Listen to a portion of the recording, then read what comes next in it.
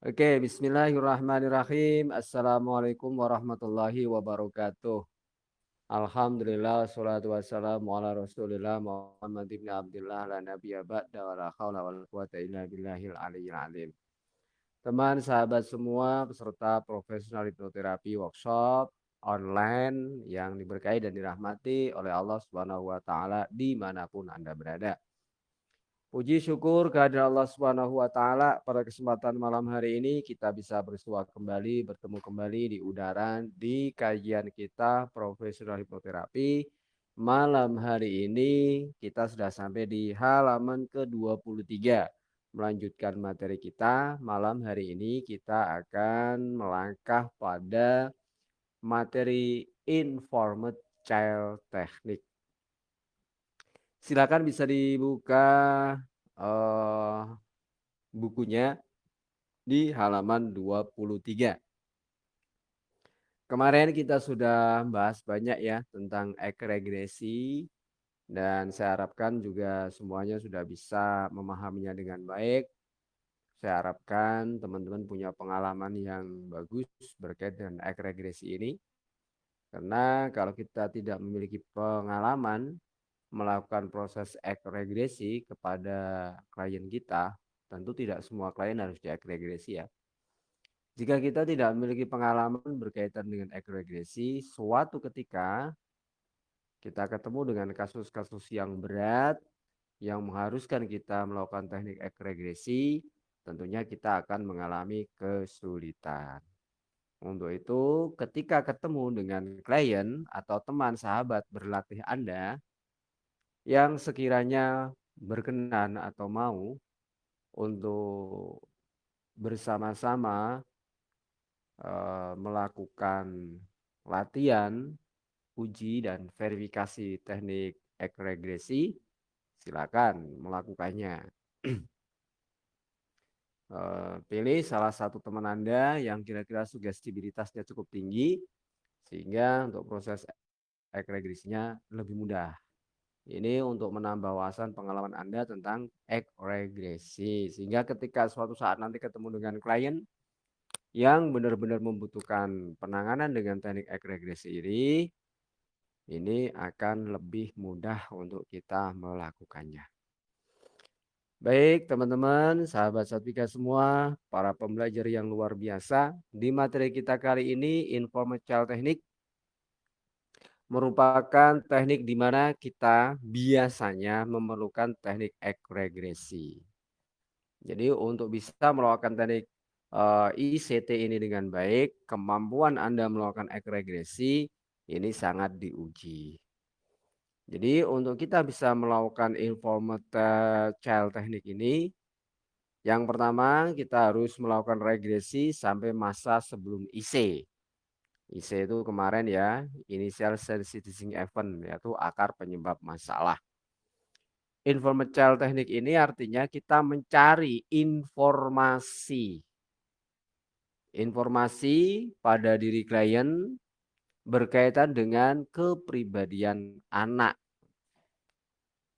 berkaitan dengan kepribadian anak yang ada di dalam diri. Ini biasanya berkaitan dengan eh, kejadian-kejadian di masa lalu seseorang di usia ketika dia masih anak-anak, di mana kejadian-kejadian masa lalu ini begitu kuat membekas di pikiran bawah sadarnya sehingga membawa dampak pengaruh pada dirinya di masa depan dalam hal dia bersikap, dia berperilaku, dalam hal dia mengambil keputusan, berkaitan dengan cara pandang dia menghadapi masalah, berkaitan dengan cara bagaimana dia mengatasi satu problematika kehidupan yang dia hadapi.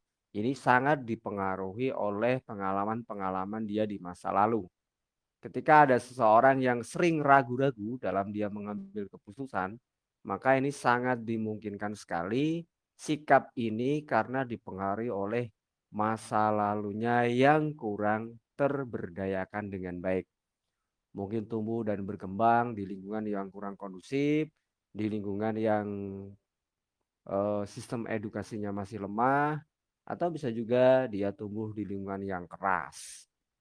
Jadi kepribadian ketika seseorang itu masih dalam usia anak-anak, usia emas 0 sampai 5 tahun atau bahkan mungkin 0 sampai usia 9 tahun sebelum tamyiz atau sebelum akil balik, ini sangat mempengaruhi kehidupan dia di masa yang akan datang. Oleh karena itu, bagi teman-teman pembelajar semua yang kebetulan sekarang sudah menjadi orang tua, atau yang sekarang bahkan mungkin sudah punya cucu, atau bahkan mungkin sudah sebentar lagi punya mantu, ini harus benar-benar memperhatikan bagaimana anak cucunya tumbuh dan berkembang. Beri ruang pemberdayaan diri yang bagus sehingga anak cucu Anda kelak dapat tumbuh berkembang menjadi pribadi-pribadi yang luar biasa.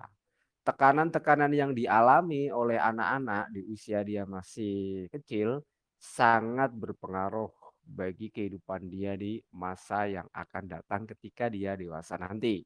Apakah anak ini akan menjadi pribadi yang menghadapi kehidupan ini dengan berani, penakut, percaya diri, minder, perilaku yang baik, perilaku yang terpuji, atau sebaliknya, ini sangat tergantung dari bagaimana didikan ketika dia masih anak-anak. Apakah anak-anak ini sering mendengar kekerasan dalam rumah tangga, percekcokan, permusuhan, pertengkaran, ini akan sangat berpengaruh ketika dia kelak menjalani hidup di masa ketika sudah dewasa. Jadi banyak sekali permasalahan-permasalahan yang terjadi dalam kehidupan seorang itu sangat dipengaruhi oleh bagaimana kehidupan dia di masa kecilnya. Nah, ada beberapa kejadian, ada beberapa trauma, ada beberapa gangguan psikologi yang terjadi karena dipengaruhi oleh kehidupan dia di masa kecil, kebiasaannya atau bahkan mungkin traumatiknya di masa kecil. Sebagai contoh ya, saya pernah mengenangani klien yang oleh seorang psikolog itu bahkan sudah divonis tidak bisa sembuh. Bahkan ada yang mengatakan dia mengalami kepribadian ganda. Secara sudut pandang keilmuan psikologi, memang dia mengalami kepribadian ganda.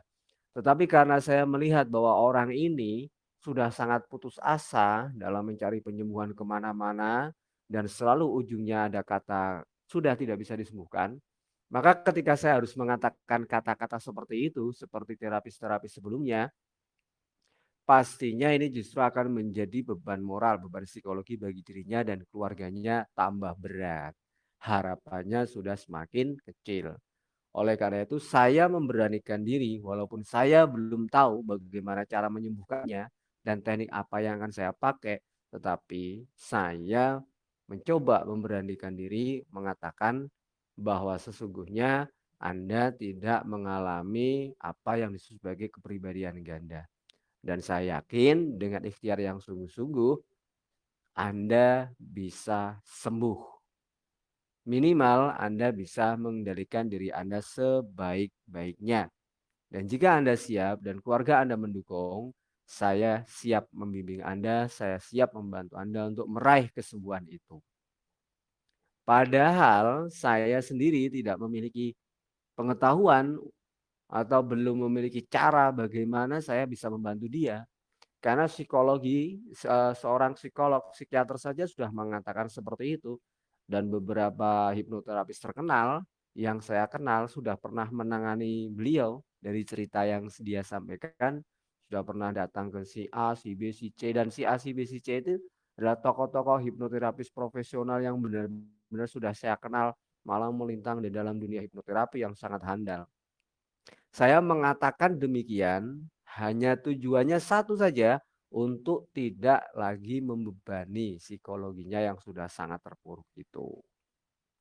Tapi alhamdulillah Allah memberikan petunjuk, kita mulai dari proses apa namanya, hipnoenergi, kita mulai dengan transfer energi, kemudian kita bimbing untuk melakukan proses self healing dulu ala-ala energi.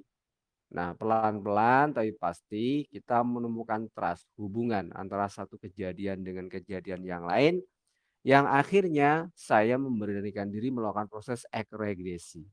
Ternyata di situ ada inner child, pribadi anak yang sedang bercokol di dalam dirinya yang sekarang ini menguasai kesadarannya, yang sering muncul ke permukaan menguasai kesadarannya. Anak yang traumatis di mana pada usia sekitar 5 tahun dia semestinya mendapatkan kehidupan yang manja, tapi dia sudah mendapatkan pola didik yang otoritatif, yang otoriter, yang keras. Ya intinya dia mengalami tekanan yang sangat luar biasa. Kemudian ketika dia menginjak usia SMP di pondok pesantren, dia mendapat bullying.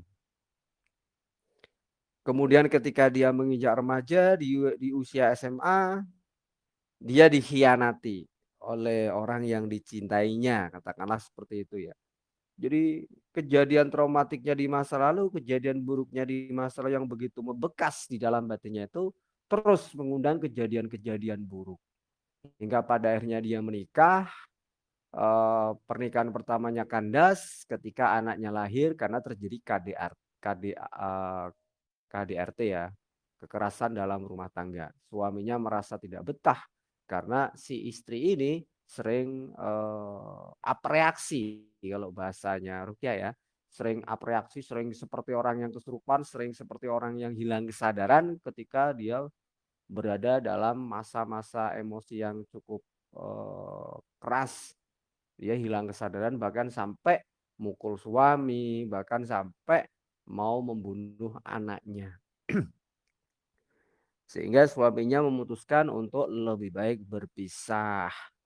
Nah, ketika si ibu ini sadar, dia sebetulnya sangat menyesali perbuatan kasar dan kerasnya kepada suami dan anak-anaknya. Tetapi ketika dia sedang kondisi apreaksi, dia benar-benar tidak bisa mengendalikan diri. Kesadarannya benar-benar seolah-olah dirasuki oleh kekuatan lain yang dia menggambarkan kekuatan itu seperti megaloman ya. Jadi sosok yang sosok api, berambut api, bertubuh api menguasai dirinya.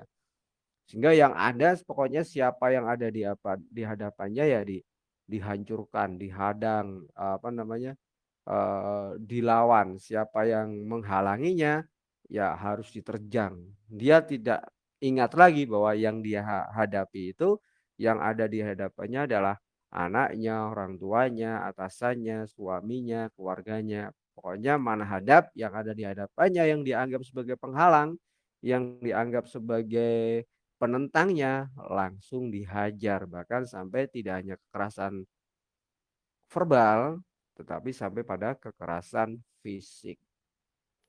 Nah, ketika kita melakukan ekregresi, ternyata si anak ini pernah mengalami kekerasan fisik sampai level sangat memprihatinkan. Kalau di dalam film itu mungkin ya pokoknya sangat memprihatinkan sekali. Sehingga yang ada pada diri si anak itu pada waktu itu adalah bagaimana dia bisa mengumpulkan segenap kekuatannya, mengumpulkan segenap keberaniannya untuk melawan siapapun orang yang dia anggap sebagai penyebab dia terpuruk pada saat itu. Nah, pada usia saat dia sudah dewasa itu, siapapun yang berada di hadapannya, siapapun yang disinyalir menghalang-halanginya, dia nilai, dia anggap sebagai orang yang harus disingkirkan dari kehidupannya.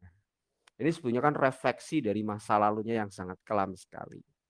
Ketika kita tidak bisa menjangkau kepada pribadi anak ini, ketika kita tidak bisa menjangkau dengan agresi untuk menemukan IC, initial sensitizing event di usianya anak-anak dengan regresi, maka nonsen kita bisa menyembuhkan kasus-kasus seperti ini. Karena dengan forgiveness terapi atau dengan gestalt terapi ini nggak akan menyelesaikan masalah. Sebab traumanya begitu mendalam, tidak hanya kekerasan verbal dan juga bahkan sudah sampai pada kekerasan fisik yang sangat berdasarkan cerita yang dia sampaikan, menurut saya sudah sangat kelewat batas. Sehingga munculnya ya, dia ketika ketemu dengan siapapun yang dia anggap sebagai penghalang atau dia anggap sebagai lawan, refleksi masa anak-anaknya yang dia tidak bisa melawan itu kemudian dia ditindas, akhirnya dia berpikiran, ini kalau saya diam saja, saya nanti ditindas lagi. Seperti ketika di usia dia anak-anak. Nah, oleh itu teman-teman, ketika kita menghadapi kasus-kasus seperti ini, mau tidak mau kita harus melakukan regresi, menemukan sumber masalahnya di usia dia di usia dia anak-anak. Oke ya, jadi kalau kita mau mencari informasi berkaitan dengan inner child yang ada di dalam dirinya, berdasarkan dengan kepribadian anak di masa lalu bagaimana, disinyalir mungkin menjadi penyebab hal-hal buruk hal-hal buruk di masa depannya, ini kita harus melakukan regresi dengan sebaik-baiknya. Ada juga contoh ya seperti yang kemarin dibawakan oleh Bu Lisa kalau nggak salah ya. Ada seorang ibu yang di pas kita rekaman audio itu, ada seorang wanita dewasa yang semestinya sudah menikah, tetapi ternyata sampai usia tertentu dia belum menikah dan ternyata sebabnya adalah di masa anak-anak dia berjanji untuk menjaga ibunya sedemikian rupa.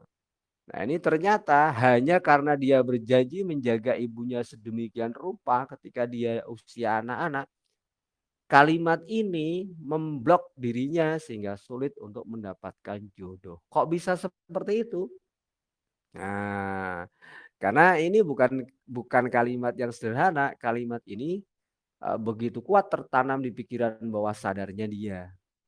Kemudian eh, keluarganya yang lain, saudara-saudaranya yang lain sudah banyak yang menikah, akhirnya dia semakin merasa sangat penting untuk menjaga ibunya. Sementara ketika dia menikah, di dalam pikiran bawah sadarnya, dia akan berpisah dengan ibunya dan dia merasa khawatir nanti ibunya tidak ada yang merawat. Nah, kalau kita tidak bisa membawa klien masuk kepada masa lalunya itu, menyelesaikan permasalahan di pribadi anaknya itu, maka kita akan sangat kesulitan untuk menyelesaikan permasalahan-permasalahan seperti ini.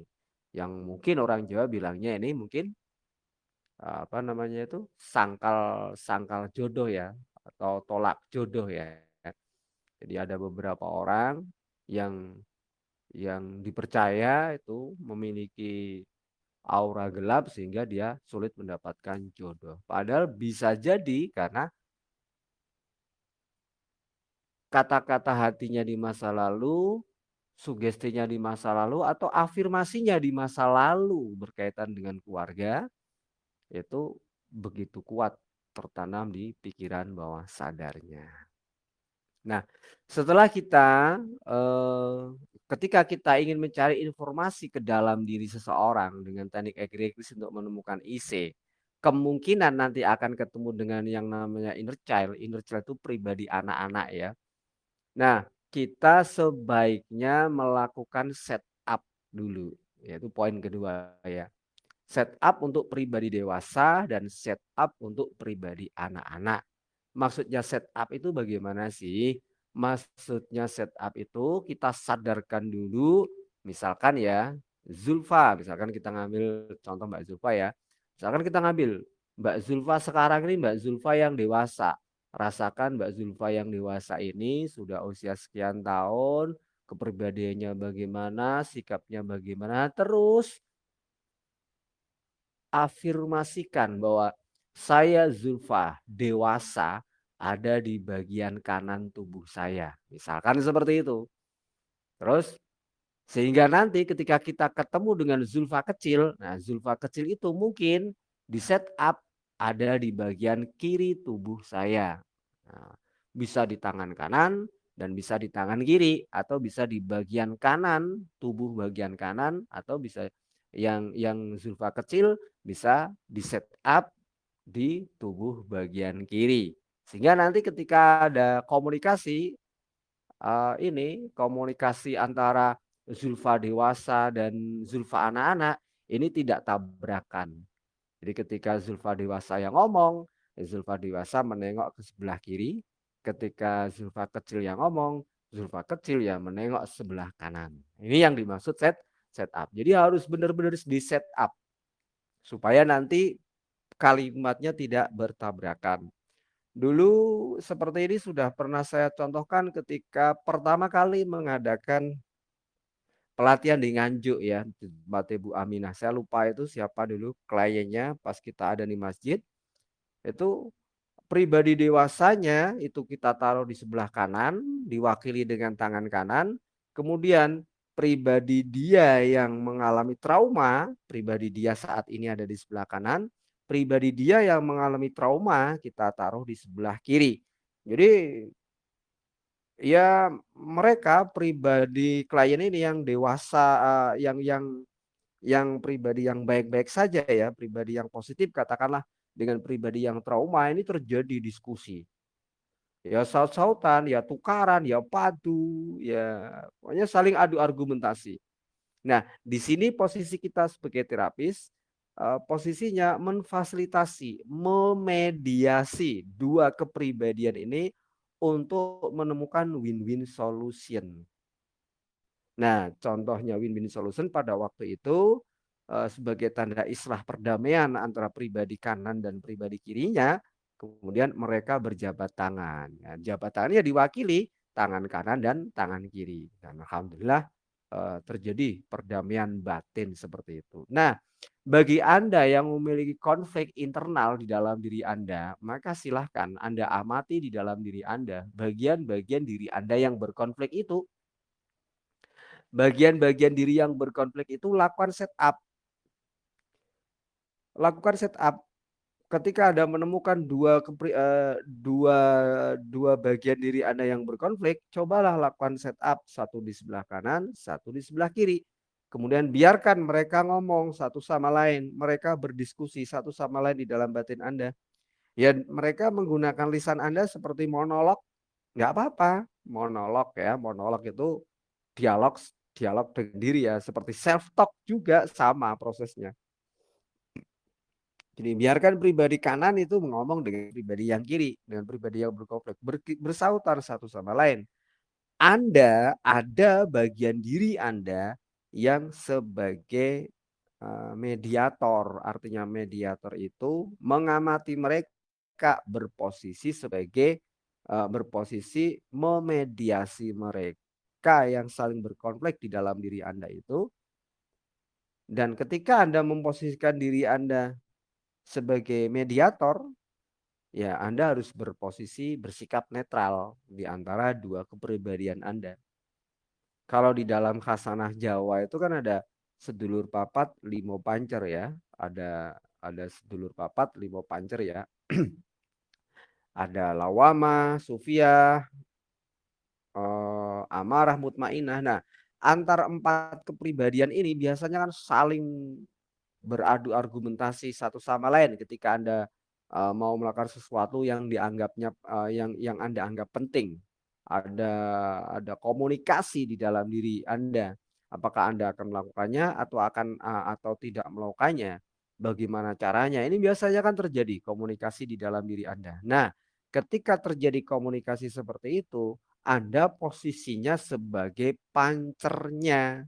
Jangan ngeblok pada salah satu. Itu bagian dari apa yang disebut sebagai setup. Contoh melakukan setup beberapa kepribadian yang ada di dalam diri kita. Di sini dicontohkan dalam teknik inner child ini pribadi dewasa dan pribadi anak.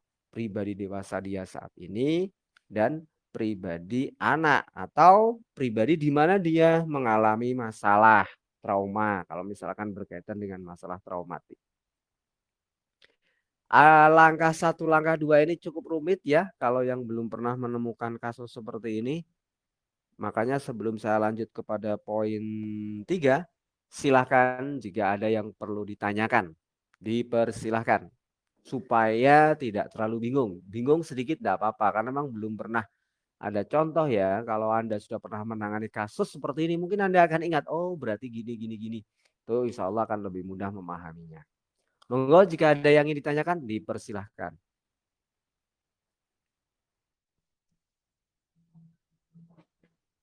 Izin tanya, Kiai. Oke, silakan Mbak Sulfa. Ini kebetulan yang kemarin saya dapat klien yang dari Pak Anjas itu yang dia korban bullying dan akhirnya dampaknya adalah dia suka ini apa mencium bau bensin, kapur barus, terus aroma-aroma yang keras tapi justru itu membuat dia tenang seperti itu. Nah, kemarin sudah sempat bertemu satu kali. Saya ajak ngobrol, saya gali sebelum dia datang memang sudah sempat sempat ngobrol via WA gitu kan karena waktu itu saya masih posisi di Nganjuk masih menemani ibu jadi baru bisa ketemu satu kali kemarin itu saya sudah ini sih sudah angen-angen begitu kalau dia dibully pasti ada sesuatu hal yang membuat dia tidak percaya diri dengan apa yang dibully oleh teman-temannya itu pasti kepercayaan dirinya pasti bisa jadi rendah waktu itu saya membuat hipotesa lah seperti itu catatan-catatan poin catatan yang sekiranya nanti ketika bertemu akan saya korek lah istilahnya untuk supaya bagaimana supaya dia bisa menceritakan kondisinya sebelum dia dibully. Ternyata benar ketahuan bahwa dia tumbuh di lingkungan keluarga memang orang tuanya keras terus kemudian kalau dibilang mungkin bisa dibilang introvert juga. Jadi di dalam rumah satu rumah tapi seolah hidup sendiri-sendiri seperti itu. Jadi mereka jarang sekali mungkin komunikasinya juga tidak baik seperti itu. Nah, berarti kalau syarat dari IC itu adalah usia sebelum usia 7 tahun, berarti dalam kasus yang saya tangani ini IC-nya adalah kondisi anak yang pertumbuhannya tidak di keluarga yang tidak baik ini, Kiai. Ya, betul. Jadi pengalaman-pengalaman masa kecilnya saat dia usia anak-anak tumbuh di lingkungan keluarga yang katakanlah kurang harmonis, itu Hmm. sangat mempengaruhi kepribadiannya. Hmm. Nah, kalau kita mau menggunakan teknik info, berarti kan ini kan berarti sudah ada informasi ya, sudah ada Nggih, informasinya ya. nggih.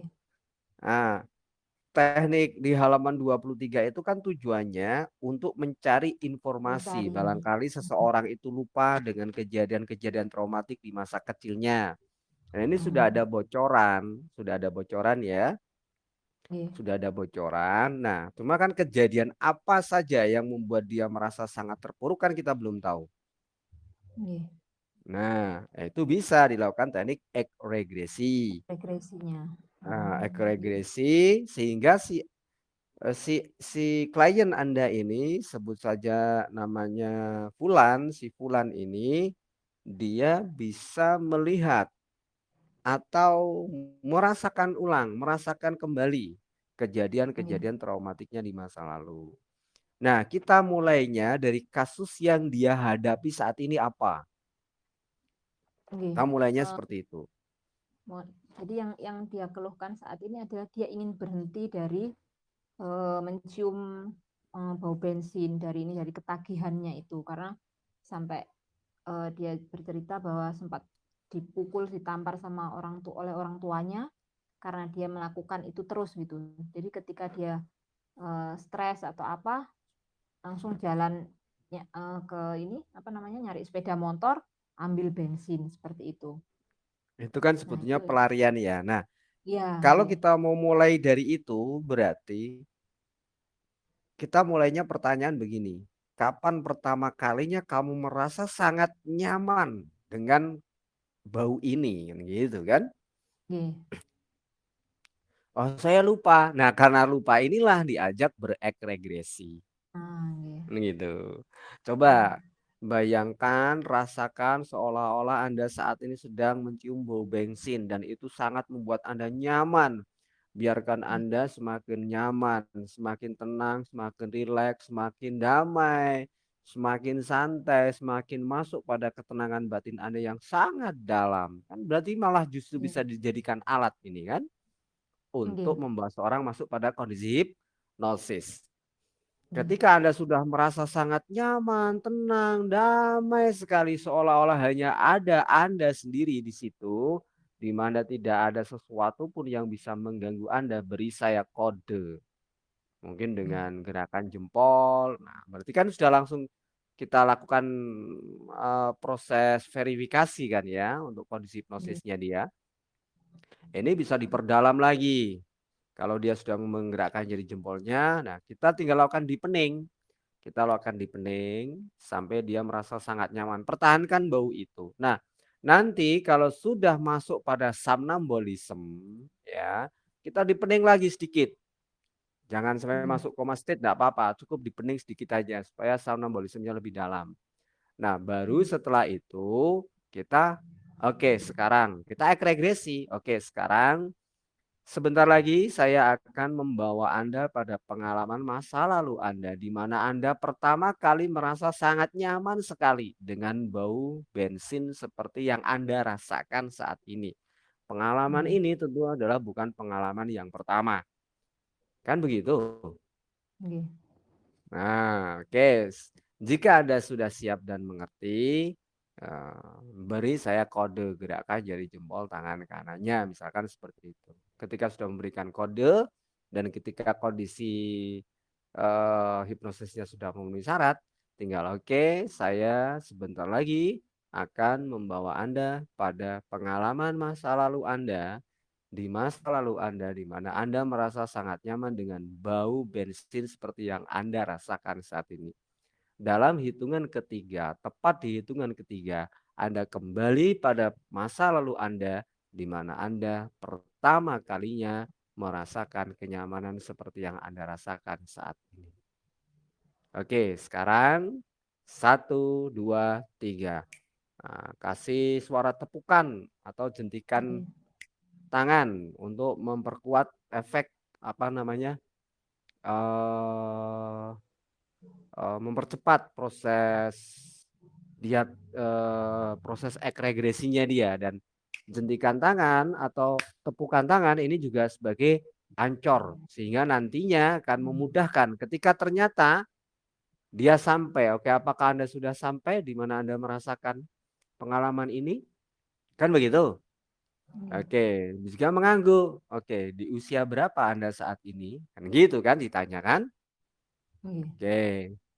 Nah, jika Anda masih merasa jika Anda masih merasa memiliki pengalaman seperti yang Anda rasakan saat ini sebelum usia Anda saat misalkan usia dia 13 tahun, anggukkan kepala. Kita akan regresi ke yang lebih dalam lagi. Kenapa? Karena itu terjadi sebelum IC. Nah, yang kita harapkan itu adalah di usia IC. IC itu 0 sampai 7 tahun. Oh, Tapi data yang kita dapatkan tetap kita catat. nggih. Nah, kalau ternyata kejadiannya ini berhenti sebelum IC, ya berarti cukup selesaikan di situ. Tetapi kalau ternyata melihat dari data yang jenengan terima bahwa dia mengalami tumbuh kembang di lingkungan yang tidak sehat, mungkin di lingkungan rumahnya pada waktu itu juga ada penjual bensin mungkin ya, atau pada saat itu bisa jadi malah mengalami kekerasan fisik, kemudian ada yang menumpahkan bensin, atau malah mungkin justru pernah mencoba untuk bunuh diri dengan membakar diri, menyiramkan diri dengan bensin kan bisa saja seperti itu kan. Nggih. Nah, itu perlu dicari ke sana. Nggih. Kalau Bisa kemarin dimengerti? dari diskusi, nggih, nggih, Kiai. Kalau dari diskusi runut begitu dia bisa menceritakan dengan runut dia mulai mulai mencium bau bensin itu di SMP mulai kelas 1 itu mulai dapat teman-teman yang nakal istilahnya itu, dia dibully itu mulai SMP itu. Nah, saya tanya, kenapa kok kok ini apa namanya, tiba-tiba mencari bensin. Dia hanya terlintas saja gitu. Tiba-tiba dia pengen, pas pas lewat, pas ada dia pas lewat, pas jalan pulang pulang dari sekolah itu dia mencium bau bensin itu kok enak gitu, kok tenang begitu. Terus saya tanya, apakah sebelumnya pernah mendengar cerita yang seperti ada anak-anak yang ngelem atau apa, itu dia bilang tidak sama sekali. Jadi benar-benar mulainya di pada saat SMP itu dia dibully teman-temannya, terus pas pulang dia mencium bau bensin ternyata malah tenang seperti itu dan keterusan akhirnya. Nah, kalau kalau ketika menemukan kasus dengan si klien bisa menceritakan runutan atau perjalanan perjalanan hidupnya dengan baik, ini berarti tidak, apakah masih perlu melakukan ek regresi yang runut seperti ini, Kiai, atau cukup nanti kita berarti kan tinggal eh, yang dilakukan adalah apakah langsung ke forgiveness seperti kalau seperti ini, Kiai? Ya, kalau memang cukup dengan forgiveness terapi, ya lakukan standarnya, lakukan forgiveness terapi dulu boleh, atau gestalt terapi dulu boleh. Nah, tinggal nanti pada sesi berikutnya kan kita lihat Nggih. progresnya bagaimana. Kalau ternyata progresnya masih kurang, berarti kan forgiveness terapi, gestalt terapi saja nggak cukup. Nggih. Nah, Nggih. kita masuk pada pribadi dewasa dan pribadi anak. Anak. Kita Nggih. setting pribadi dewasanya dia yang ingin sembuh, yang ingin tenang tanpa ketergantungan dengan usia dengan Pensiun. bau bensin. Kemudian Nggih. pribadi anak itu di sini ya pribadi pertama dia ketika dia melintas di satu tempat setelah pulang dari sekolah dan mencium bau bensin rasanya tenang. Nah, itu anggap saja itu adalah pribadi anaknya, kan begitu. Nggih. Nggih. Ya. Oke, sekarang kamu rileks santai, lihat ya, kita regresinya pakai lihat. Lihat kembali kejadian di masa lalu kamu ketika kamu pulang sekolah dan kamu mencium bensin, berhenti di situ. Nah, kita amati orangnya, kita amati klien kita. Apakah dia menunjukkan gerakan-gerakan fisik, ya, idiomotor respon atau apa namanya, Reaksi. eh idiomotor respon atau idiosensori respon, reaksi ya, reaksinya. Apakah dia seolah-olah hanya melihat atau dia seolah-olah merasakan? Ketika hidungnya bergerak-gerak kan berarti dia merasakan kan? Nggih. Nah itu baru. Nah, ini setting. Jadi dia ada ada dua diri ini. Oke. Pribadi dewasa kamu sekarang, katakan pada kamu melihat dirimu di situ, dalam bayanganmu katakan pada dirimu di situ. Hai kamu, namanya siapa? Hai Fulan. Sekarang kamu saya menyadari, misalkan saya menyadari kondisimu saat itu yang merasa sangat tenang sekali mencium bau bensin, tapi itu adalah kejadian di masa lalu kamu dan sekarang kamu sudah dewasa. Jadi kamu harus menerima kenyataan ini, kamu harus ikhlas mulai kenyataan ini dan coba ubah bau bensin itu menjadi hambar, menjadi hilang. Jadi pribadi dewasanya yang bimbing ini kepada pribadi anaknya itu. Paham enggak? Nggih. Paham ya? Nggih. Walaupun ini kalimat ini adalah Anda nih Mbak Zulfa yang memberikan sugesti ini, tetapi Mbak Nggih. Zulfa ini seolah-olah sedang membimbing pribadi dewasa ini untuk memberi pengertian pada pribadi anak tentang kondisinya. Nggih. Intinya begitu. Nggih. Jadi seolah-olah bukan Mbak Zulfa yang menasehati, tetapi pribadi dewasanya dia yang menasehati pribadi anak-anaknya. Intinya itu. Nggih. Gestalt nggih berarti ini, Kiai. Ya, seperti pola komunikasi kan gitu kan. Nggih. Bisa dimengerti? Nggih, Kiai, terima kasih. Oh, untuk kasus-kasus kalau hanya seperti itu kasus ringan termasuknya ya. Kasus Nggih. ringan karena tidak terjadi permusuhan di dalam internal klien. Nggih. Nah, contoh yang terjadi konflik internal sampai tragis itu misalkan kayak korban pelecehan seksual. Kan ada sisi di mana pengen balas dendam, tapi ada sisi di mana pikiran normalnya, pikiran dewasanya saat ini itu menahan dia. Nah, ini kan tarung di dalam diri. Nggih. Nah, itu ya. Bisa dipahami ya? Nggih, Kiai. Siap. Terima kasih penjelasannya.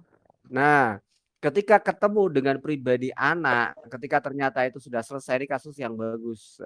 Mohon Ya, dicatat dengan James. baik pengalamannya supaya nanti bisa diceritakan kepada teman-teman progresnya tiap tahapannya ya. Ketika ketemu, misalkan sudah Mbak Zulfa gestalt terapi seperti itu antara pribadi dewasa dan anak-anaknya, nanti di akhir sesi seolah-olah pribadi dewasanya itu memeluk pribadi anaknya, memeluk pribadi dia ketika kecil. Karena biasanya anak-anak seperti itu kan di masa kecilnya dia kurang kasih sayang, kurang perhatian, Nggih. kurang energi pelukan kalau kata Bunda Lisa, kurang energi pelukan, kan gitu kan ya.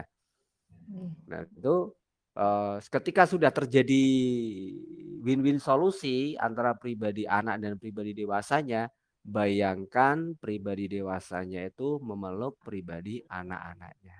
Jadi kan kalimatnya bisa seperti ini.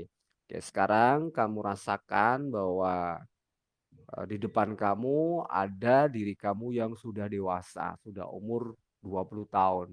Dia berjalan mendekat. Kalau anak itu ternyata mengalami revivifikasi ya. Berarti kan dia mengalami dirinya kembali ke usia anak di mana dia mengalami trauma. Maka yang dibayangkan adalah pribadi dewasa.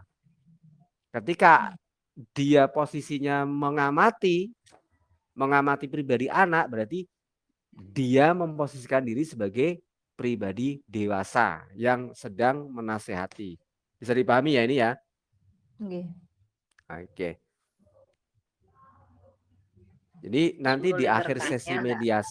di akhir sesi mediasi nanti dibimbing untuk memposisikan si pribadi anak itu dicintai, dilindungi oleh pribadi dewasanya. Biasa. Seolah-olah memang agak agak gimana ya? Kalimatnya agak bulat tapi sebetulnya intinya sederhana, nggak sesulit yang dibayangkan. Oke, Nggih. silakan Bunda Lisa masuk. Terima kasih, Kak James. Oke. Yang saya tanyakan, bisakah kita lakukan kepada anak yang katakanlah usia 2 tahun setengah gitu. Jadi kebetulan ada klien saya 2 tahun setengah itu mengalami mungkin trauma yang saya dengar dari mamahnya ketika mamahnya datang itu dia maaf non Muslim. Dia dulu flashback ibunya, dia seorang anak yatim piatu yang memang dinikahkan oleh pendeta dan menikah sama orang yang ternyata pernah membunuh dan pernah dipenjara di Nusa Kambangan. Jadi ketika anaknya lahir itu sudah di KDRT ya, dalam arti ibunya aja istrinya udah penuh bengep-bengep ketika datang gitu, muka penuh darah gitu. Karena anaknya diperlakukan seperti itu. Jadi datang itu 2 tahun setengah anak tuh tanpa ekspresi, tidak pernah tertawa, tidak pernah nangis katanya gitu. Dan ya saat itu saya hanya bisa memberikan kasih sayang saya gitu. Saya pikir kan ibunya yang saya mau terapi dulu, ternyata ibunya bilang, "Bunda, saya tidak perlu butuh bantuan karena kalau saya gitu, saya akan dihajar habis gitu ya. Saya suruh lapor aja dia nggak mau. Saya akan dicari, saya akan dibunuh. Tapi anak saya tolong gitu, dibantu, tolong dilindungi gitu, seperti apa gitu." Nah, alhamdulillah saya hanya bisa memberikan pendekatan, kasih sayang, akhirnya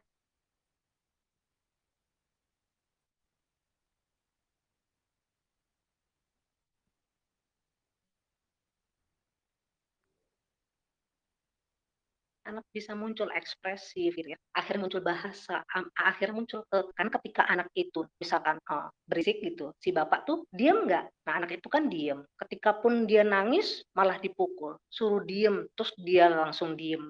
Nah seperti itu kayak James, tuh gimana untuk menghilangkan traumanya gitu, itu loh kayak James yang saya ingin tanyakan. Karena ini kan usia dia masih anak-anak, belum bisa komunikasi verbal dengan kita, belum mengerti instruksi-instruksi yang kita berikan ya. Jadi sebetulnya ya enggak perlu memunculkan pribadi anak atau pribadi dewasanya kan belum jadi. Nah, di sini peran terapis Gitu. atau peran orang tua yang melakukan ini sering melakukan proses energi pelukan, energi kasih sayang.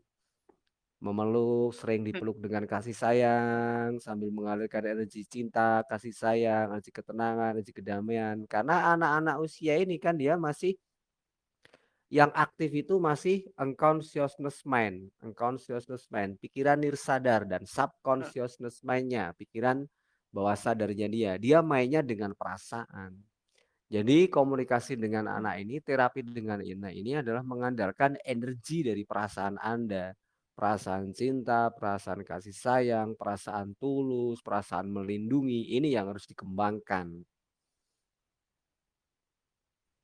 Bisa dimengerti Bunda Lisa ya?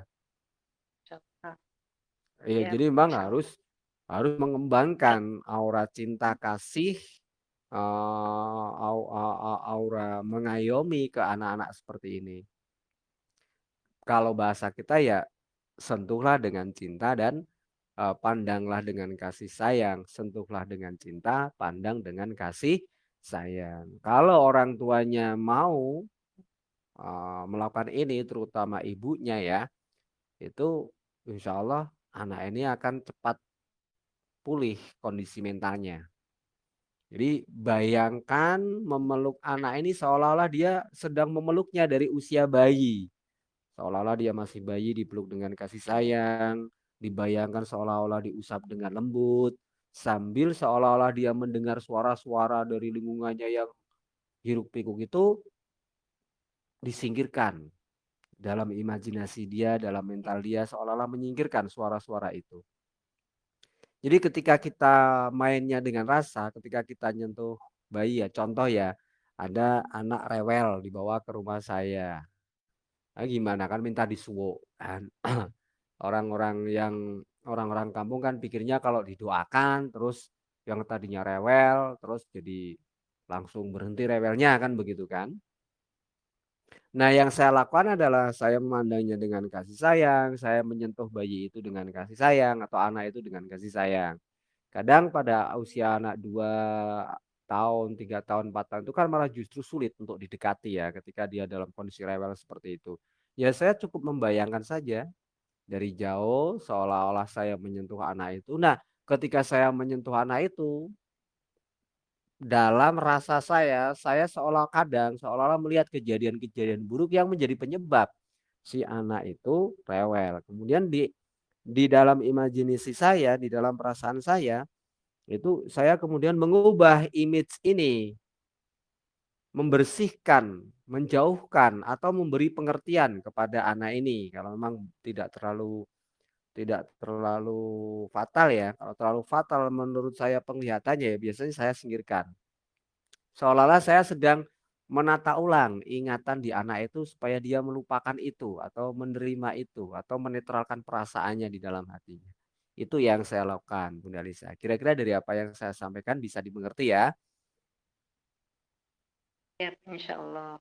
Oke, Dan kasus alhamdulillah. kedua nih kayak jadi anak usia 4 tahun ketika datang itu mata pandangannya melirik, menyeramkan, luar biasa. Saya sendiri sebagai orang yang dewasa katakanlah, kok pandangannya serem dan tangan anak itu, memainkan di wajahnya gitu, 2 tangan itu di depan matanya gitu. Jadi melihat tangannya gitu, terus tapi ketika melihat orang, melirik orang tuh dengan pandangan yang luar biasa serem.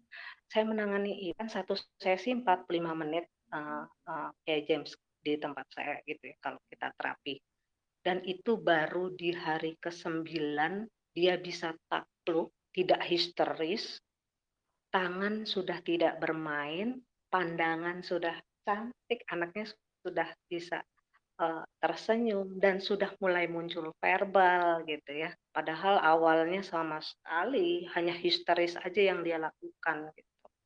Nah, itu saya sempat mengalami putus asa kayak James ketika ini anak kok nggak bisa ya gitu. Oh udah sampai 5 kali pertemuan kok nggak takluk-takluk gitu. Itu gitu. Jadi tapi insya Allah, saya hanya bisa memberikan ketika saya peluk dia histeris gitu, saya pegang di ubun-ubunnya, saya selalu berikan sugesti di telinga kanannya gitu kan. Itu sih yang saya lakukan kayak James gitu. Karena kan mereka memang masih anak usia dini, belum bisa diajak bicara apapun. Jadi ketika itu nah di hari ke-9 itu saya kaget luar biasa, datang tanpa nangis, tanpa pandangan yang menyeramkan, tanpa main tangan lagi di depan wajahnya, dan sekarang sudah mulai verbalnya sudah muncul. Itu sih kayak James cerita saya sedikit. Oh, Terima kasih luar kayak James. luar biasa sekali Bu Alisa ya. Memang jadi untuk terapi anak ya, karena anak itu belum bisa berkomunikasi secara verbal, dia masih subconsciousness dan unconsciousness. Kita memang mainnya di energi batin kita atau minimal di perasaan kita, pikiran dan perasaan kita yang positif ya. Kalau perlu kita lakukan proses modeling. Jadi kita proses modeling, proses archetype, proses topeng ya. Kita pasangkan topeng di dalam di wajah kita, seolah-olah kita sedang masang topeng di wajah kita, di mana topeng itu adalah topeng yang dilihat oleh anak itu mungkin lucu, atau mungkin anak itu menjadi tenang. Dia paling tenang dengan siapa? Misalkan dia paling tenang dengan ibunya, berarti seolah-olah kita mengkloning wajah ibunya tempel di wajah kita. Dengan kekuatan niat, Betul konsentrasi kayak yang cukup, nah itu insya James. Allah terjadi. Karena apa? Anak merespon itu. Pikiran dia, apa namanya, dia masih berada di zona pikiran bawah sadar. Ketika kita memasangkan topeng ibunya, nanti yang anak itu lihat adalah seolah dia melihat ibunya sendiri gitu. Masya Allah, benar kayak James. Jadi saya di hari kelima itu, akhirnya saya berpikiran saya program gitu. Wajah saya dilihat anak klien saya itu terlihat seperti ibunya. Itu yang saya lakukan. Demi Allah, demi Rasulullah. Ketika itu dia tidak pukul, tidak jambak lagi, tidak narik kerudung saya. Seperti itu. Dan akhirnya begitu datang buka pintu, saya ketika buka kan pintu saya geser gitu ya. Selamat datang di Ozora, dia langsung peluk saya. Itu yang hari 9. Tapi hari ke-9 kayak James, saya udah putus asa awalnya, yaitu akhirnya saya bikin program bahwa eh, la haula wala quwata illa billahil aliyil azim gitu ya. Saya minta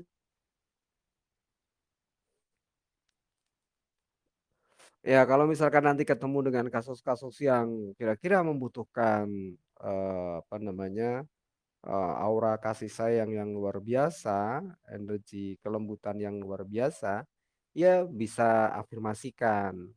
Nur Muhammad di wajahku, Ruh Isa di dadaku, tongkat Musa di tanganku, misalkan gitu, biar muncul lebih berwibawa lagi. di pandangan dia, orang yang dia sayangi sehari Iya, boleh seperti hari itu. itu. Boleh itu kayak James, Masya Allah. Ntar minta contekannya. Minta contekan. Minta ilmunya kayak James. Iya ya kan, tadi kan sudah dikasih Ya tahu Allah. kalimat bebas, jangan melekat pada kata atau mantra ya. Kita yang bikin sendiri kan gitu ya. Kalau melekat pada kata mantra jadinya kuno lagi nanti. Betul. Insya Allah sih kalau yakin, ya, ya. Dan Intinya alhamdulillah seperti itu. sampai sekarang kayak James. Kadang kan ada yang tanya, Masya Allah. doanya apa Kiai? Sugestinya bagaimana Kiai? Afirmasinya bagaimana Kiai? Bikin sendiri. Kalau afirmasinya begini, nanti melekat pada afirmasi yang saya berikan, melekat pada doa yang saya berikan. Artinya melekat lagi, nggak boleh seperti itu. Nggak nggak apa Iya, kurang edukatif dan kurang kreatif nanti jadinya.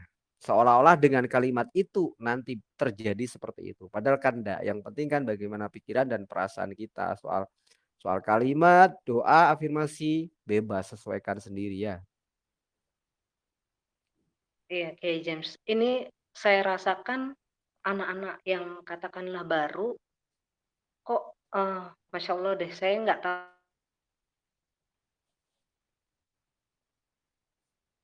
tahu, saya dulu punya target 6 bulan. Ketika anak datang saya targetkan 6 bulan, dia verbal keluar gitu ya, ada perubahan signifikan. Tapi Masya Allah, saya nggak tahu nih, karena Allah benar-benar luar biasa sayang sama mereka ya, dikatakanlah belum 2 bulan itu perubahannya drastis, anak-anak sudah bisa sekarang, apa, sampai berhitung, sampai mamahnya tuh kaget, sampai bisa manggil bunda, bisa manggil mama, ayah gitu, itu.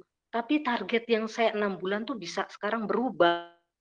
Itu aja Kiai James yang saya bingung. Masya Allah itu kuasa Allah deh, benar-benar deh saya berpikiran.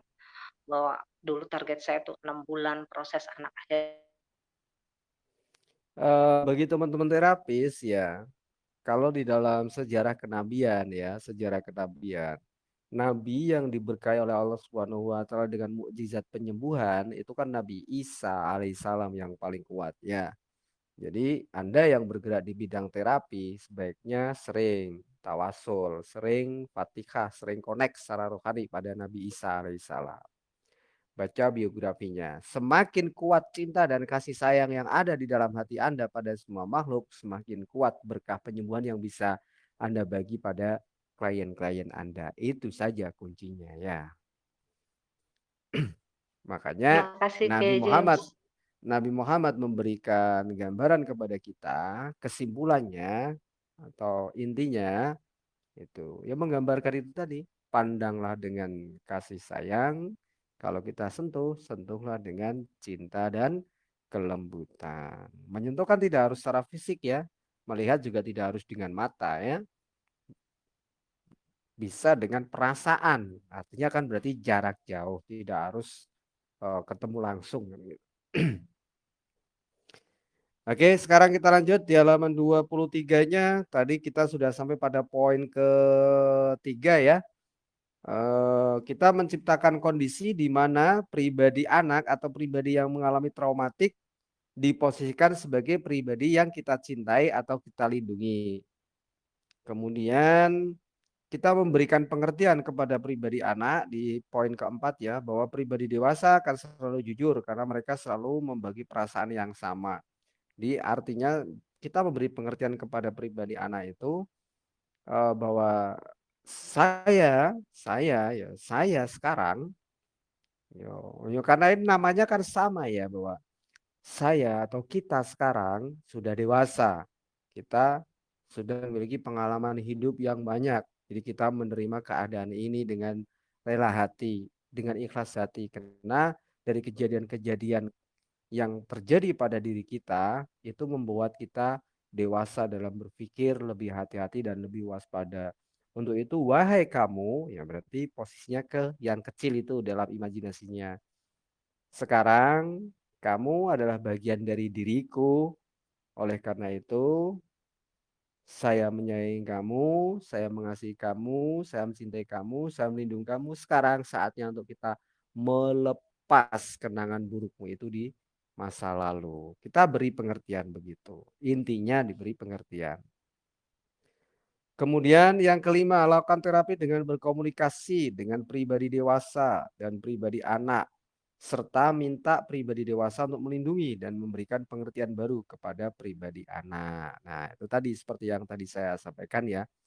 Terapis fungsinya sebagai mediator, memediasi kedua belah pihak. Dan sekaligus kalau sudah tercapai kata sepakat, ya dikuatkan dengan nasihat-nasihat. Seperti kita sedang mendamaikan dua orang yang berkonflik, itu aja. Kemudian yang keenam, bimbinglah pribadi anak untuk melintasi kembali IC dan SSE dengan sudut pandang dan pengertian yang berbeda. Nah, di sesi akhir yaitu tadi, kita tarik pribadi anak itu untuk melintasi IC dan SSE. Ini apa sih maksudnya? Untuk keluar dari zona itu.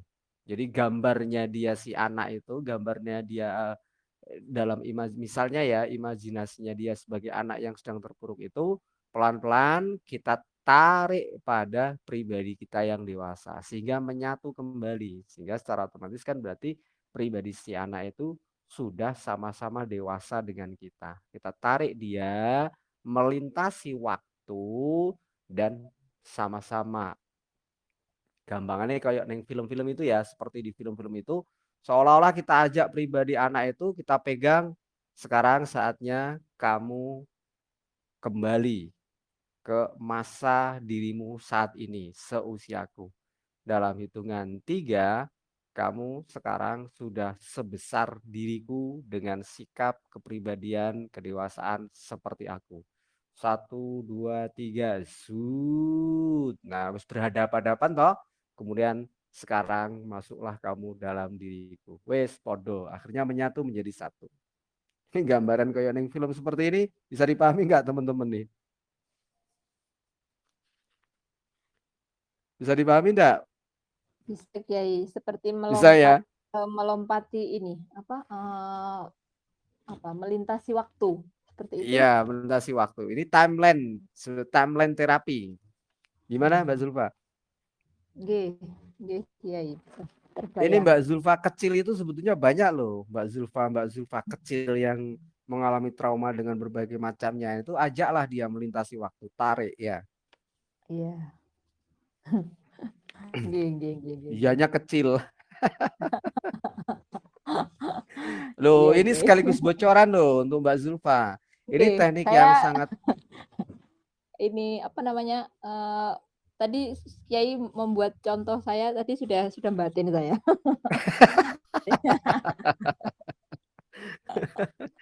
Nah, gandeng saja, digandeng pribadi kecilnya kita lihat, terus kita nasihati Nggih, seolah-olah. Kalau kita lakukan sendiri kan begitu ya. Mbak nggih. Zulfa melakukan proses regresi kan tidak harus masuk ke zona yang dalam seperti itu. Kalau secara mandiri berarti kan kita bisa melihat kita masa lalu, oh seolah-olah kita mengingat kejadian buruk di masa kecil kita, kemudian kita lihat dia yang sedang menangis di pojokan karena habis dimarahi bapak misalkan nangis terus Nggih, Mbak Zulfa yang dewasa itu seolah-olah datang. Duk, Zulfa nggih. kecil, sabar ya, sabar. Bapak melakukan itu karena cinta dan kasih sayang. Ayo Duk, kita sembuhkan masa lalumu itu, kita sembuhkan, kita lihat ikrar memaafkan si bapak. Sekarang Nggih. saya mengasihimu, mencintaimu, menyayangimu, menerima semua perlakuan bapak dengan rela hati karena sesungguhnya beliau cinta dan kasih sayang. Oke, sekarang ikut denganku saat ini. 1, 2, pegang tangannya dituntun. 1, 2, 3, zut. Saya gede, melintasi waktu. Masuk ke dalam diri seusianya menjadi sama. Paham enggak Mas Zulfa? Nggih. Nanti Kalau ketemu lagi yang dengan apakah itu harus yang di bawah 7 tahun tadi itu Kiai? ya enggak, Kapan? ya, Ya iya, mulai kejadian kan, start kejadian. iya. Nah nanti kalau ketemu yang Zulfa kecil di usia 3 tahun, 4 tahun, 5 tahun ya digandeng gitu aja sih. Nah ini kan yang dimaksud perjalanan ke dalam diri kalau dari sudut pandang psikologi kan antara lain seperti itu yang dimaksud mengenali diri.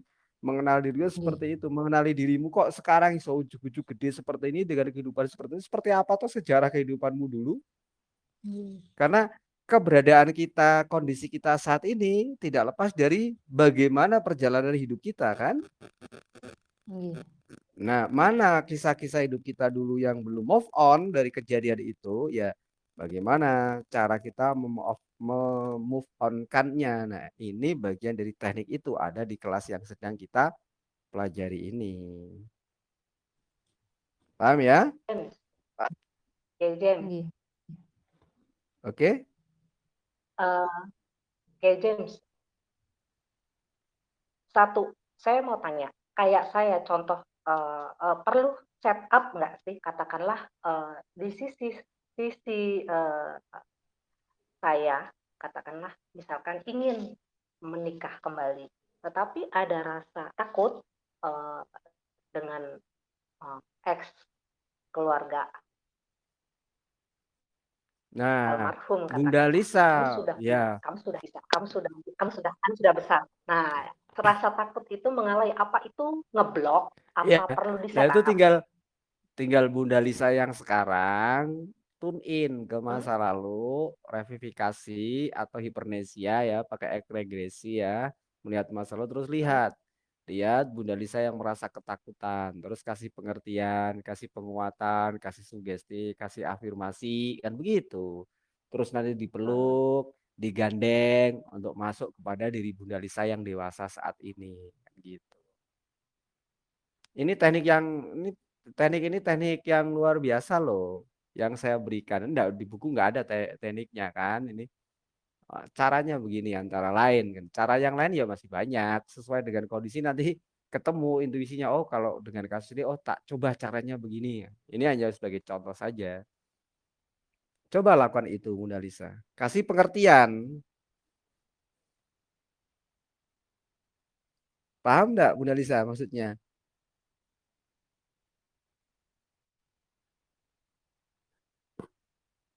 Oke. Oke, paham ya, insya Allah ya. Oke, sekarang kita buka halaman 24.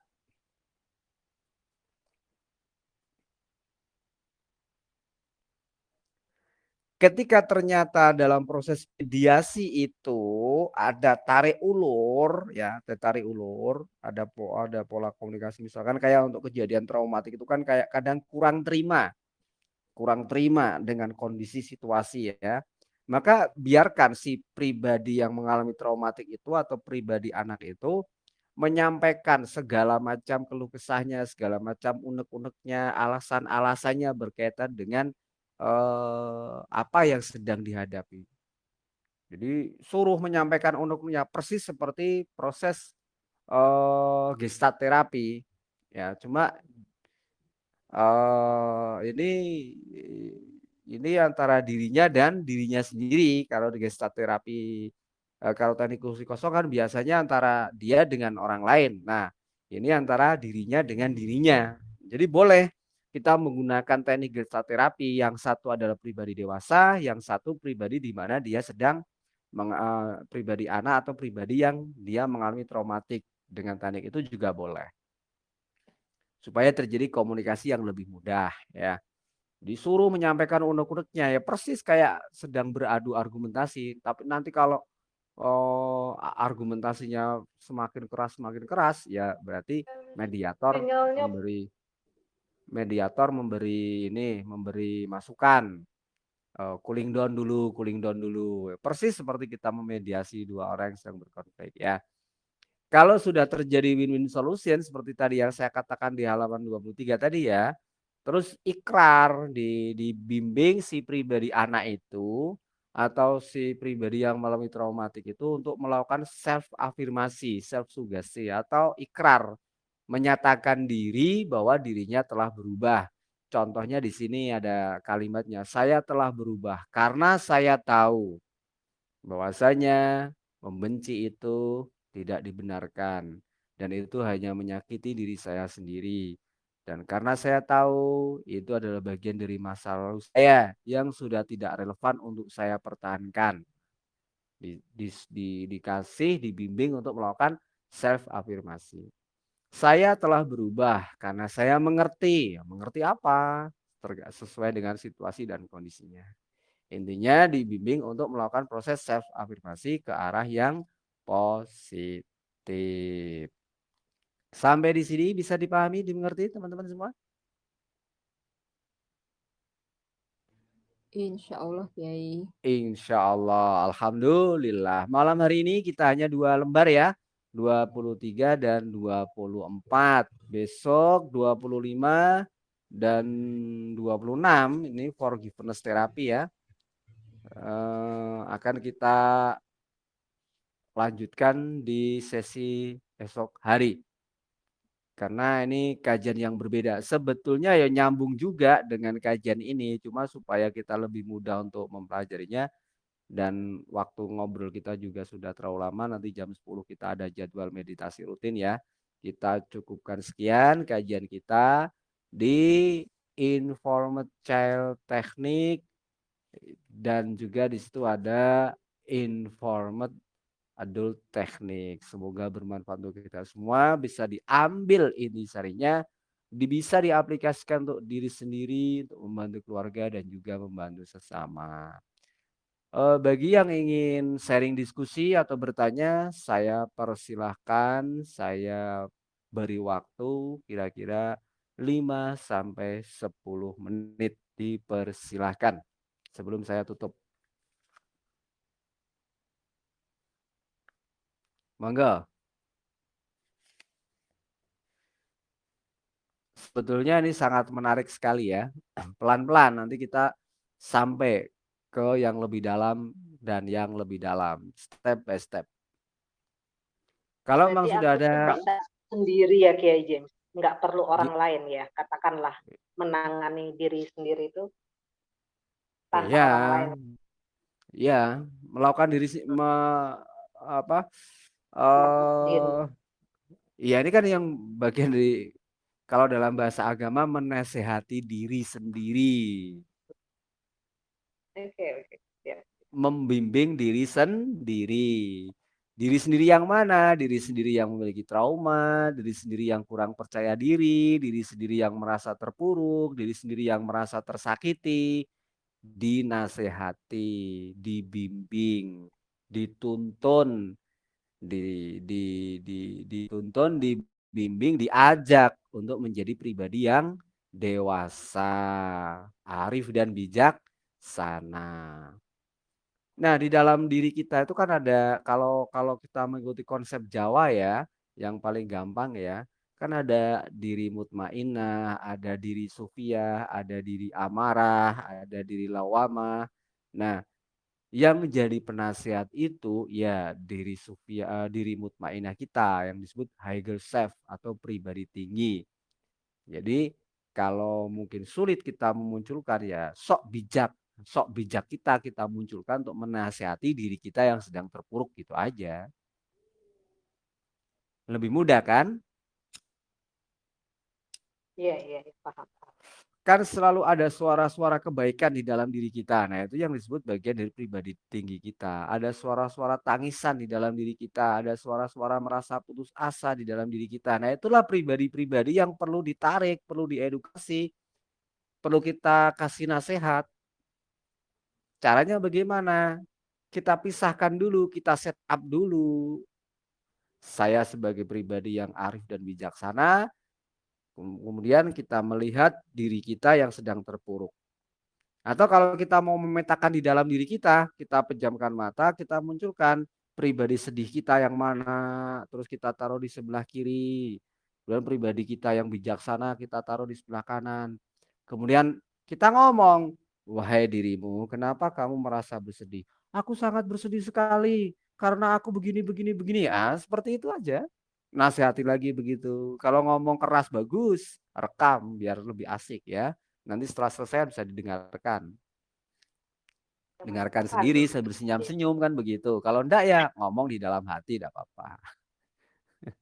Main peran dong Kiai James. Gimana?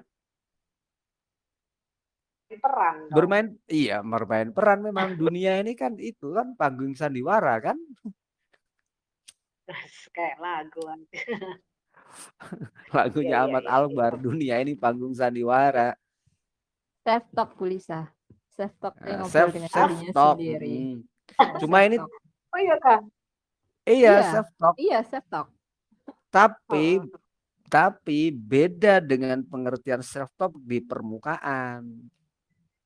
Kalau orang bicara self talk, dia hanya self talk saya adalah, saya adalah, saya adalah, saya adalah gitu. Tidak sesederhana itu. Memang prosesnya self talk, tetapi tidak sesederhana seperti pengertian self talk pada umumnya. Karena ada proses ini, setup pribadi bijaksana dan pribadi yang sedang terpuruk itu. Ya katakanlah self talk tapi dengan tingkat yang lebih tinggi kan gitu aja. Yang lebih tepat. Nah, kalau misalkan kita mau buat materi terpisah, berarti bisa buat judul nih misalkan kayak ini. Memaksimalkan teknik self talk pada diri sendiri. Nah, itu bisa bikin makalah, bikin bikin artikel seperti itu. Oh, good Paham ya? idea. Kami tidak jalan Kiai James. Lagi mentok sama tugas-tugas. Jadi belum ngerjain tugas-tugas di sini, belum bisa fokus, Masya Allah. Oh, Ini aja nggak pulang malam apa-apa. Masih terus. lama, Aduh. masih 2 Besok bulan besok lagi. butuh refresh. Besok mau refresh tuh, mau berkuda dulu. Biar jernih nih Ah, kepala nih. kalau sampai 3 bulan materinya selesai belum kirim tugas ya besok pas ada offline datang. alumni, alumni program Siap, siap, siap. sertifikat Insya Allah. hipnoterapi profesional datang. Nanti juga pasti dapat sertifikat. Siap. Datang jadi peserta offline, tapi dengan tiket sebagai alumni. Kan paling biasanya cuma bayar konsumsi akomodasi gitu aja. Nggak bayar biaya tiket full kan. Ya kalau Pas. sertifikat sih saya sih berpikir nomor 2, tapi ilmunya Kiai James itu yang harus banjir. Insya Allah. Selama bisa memberi manfaat pada banyak orang, insya Allah moga-moga terus bisa berkembang. Cobalah lakukan teknik ini ya. Munculkan pribadi arif dan bijaksana kita. Kemudian kita munculkan pribadi-pribadi kita yang kemarin takut urusan rezeki, munculkan, kasih nasihat. Yang kemarin takut urusan jodoh, takut urusan masa depan anak, takut masalah keluarga, munculkan. Nah, munculkan terus kasih nasihat gitu. Itu nanti insya Allah akan membantu kita lebih mudah memahami teori yang tadi kita bahas. Demikian teman-teman ya, sudah cukup ya? Cukup Kiai. Oke, sampai ketemu lagi di sesi materi kita selanjutnya. Insya Allah akan saya berikan nanti kalau malam Jumat kan sudah mulai ada pengajian rutin saya. Jadi nggak bisa ya, nanti akan saya berikan insya Allah moga-moga cuaca cerah yang mendukung malam Sabtu. Insya Allah kalau malam Minggu nanti buat keluarga. Insya Allah nanti kalau sesuai rencana seminggu 2 kali lah. Ini malam apa? Kamis ya? Nggih. Ya. Malam Kamis malam Rabu ini. Kamis Kiai, besok malam Kamis. Oke, malam Kamis dan nanti malam Sabtu. Sabtu. Saya sampai lupa hari karena nggak pernah keluar rumah sih yo. Masya Allah di rumah tok ini. Terus, kalau saya mau tuker Kiai, mau tuker sama Bu Lisa. Saya itu dari dulu masa anak-anak itu ya bukan pecinta kelayapan sih yo. Lebih senang di rumah. Ibarat kata dulu tetap gang sebelah ada hiburan itu saya pilih di rumah baca buku itu saya paling senang itu. Kalau sekarang nonton film film-filmnya edukatif. Ada lagi Kiai filmnya nanti yang baru Kiai. Oke, ini saya lagi menyelesaikan serial Korea drama yang saya senang dengan sejarah kerajaan kuno masa lalu. Yang saya sedang cari-cari referensi tentang kerajaan Persia kuno tapi belum ketemu film-filmnya. Oke, sampai ketemu lagi di sesi kita berikutnya.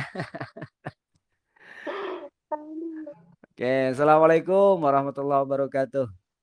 Waalaikumsalam warahmatullahi wabarakatuh.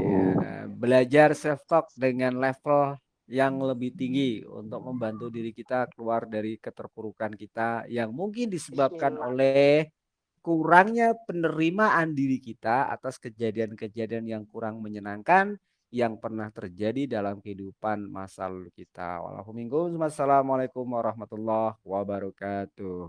Waalaikumsalam warahmatullahi wabarakatuh.